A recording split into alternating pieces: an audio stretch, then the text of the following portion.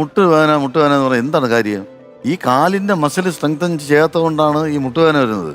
ബൈജു ചേട്ടൻ പറഞ്ഞ പോലെ ഒരു മസിൽ വീക്ക്നെസ്, നമ്മുടെ മുട്ടിന് ചുറ്റുമുള്ള ക്വാഡ്രിസെപ്സ്, ഹാംസ്ട്രിങ് മസിൽസ് ഒക്കെ വീക്ക് ആവുന്ന ഒരു ഏജാണ് 40 മുതൽ 50 വയസ്സ് വരെ.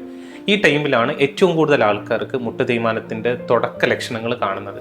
ആ സമയത്ത് നമ്മുടെ ഒരു പ്രായമായി എന്നുള്ള തോന്നലിൽ നമ്മൾ സെഡൻറ്ററി ലൈഫ് സ്റ്റൈലിലോട്ട് പോകുന്നതാകാം, തീരെ എക്സസൈസ് ഇല്ലായ്മയാകാം, പലപ്പോഴും നമ്മൾ ഫുഡ് കൺട്രോൾ ഇല്ലാതെ നമ്മൾ ഓവർ വെയ്റ്റ് ആകുന്നതാകാം.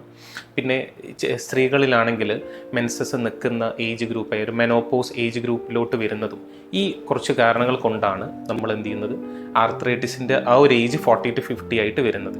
സോ നമുക്ക് ഒരു 40+ ഇയേഴ്സ് ആകുമ്പോൾ തന്നെ നമ്മൾ സെഡൻറ്ററി ലൈഫ് സ്റ്റൈലിലോട്ട് പോവാതെ നമ്മൾ വളരെ ആക്റ്റീവായിട്ട് എല്ലാ റുട്ടീൻ കാര്യങ്ങളും ചെയ്യാൻ ശ്രദ്ധിക്കുക.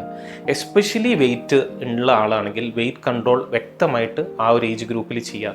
ഫുഡ് ഹാബിറ്റ്സ് റെഗുലറായിട്ട് കൺട്രോൾ ചെയ്യുക. ഫുഡ് ഹാബിറ്റ്സ് കൺട്രോൾ ചെയ്യുമ്പോൾ തന്നെ നമുക്ക് ഉണ്ടാകുന്ന പല ലൈഫ് സ്റ്റൈൽ ഡിസീസും നമുക്ക് പ്രിവെൻറ്റ് ചെയ്യാൻ പറ്റും. ഇതിൻ്റെ കൂടെ തന്നെ മസിൽ സ്ട്രെങ്തനിങ് കൂടെ ചെയ്യുമ്പോൾ, നമ്മൾ ചെറിയ സ്പോർട്സ് ആക്ടിവിറ്റീസ്, ജിം ആക്ടിവിറ്റീസ് ഒക്കെ ചെയ്യുമ്പോൾ നമുക്ക് മുട്ട് തേയ്മാനം വരുന്നതും അത് പ്രോഗ്രസ് ചെയ്യുന്നതും ഒരു പരിധിവരെ നമുക്ക് കൺട്രോൾ ചെയ്യാൻ പറ്റും.